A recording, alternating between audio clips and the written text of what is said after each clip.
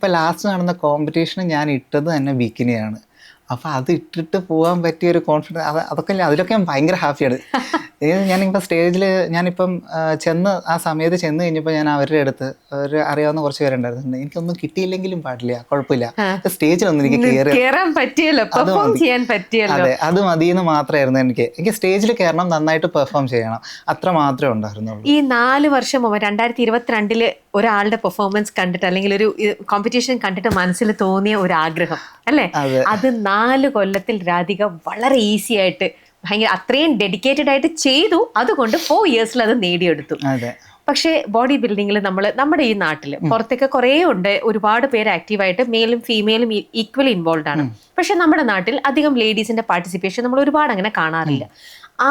അവിടെ body building ആ ഒരു കോമ്പറ്റീഷന്റെ സമയത്തായിക്കോട്ടെ, ആ ഒരു പ്രോസസ്സിൽ ഒരു ഫീമെയിൽ എന്നുള്ള രീതിയിൽ, ലേഡി എന്നുള്ള രീതിയിൽ എന്തൊക്കെയാ സ്ട്രഗിൾസോ ചാലഞ്ചസോ? എന്ന് പറഞ്ഞു കഴിഞ്ഞാൽ ഉണ്ടല്ലോ, ഇപ്പം ഓരോ കോമ്പറ്റീഷൻ ഉണ്ടല്ലോ, ഇപ്പം നമ്മുടെ നാട്ടിൽ ഒരുപാട് അസോസിയേഷൻസ് ഉണ്ട്.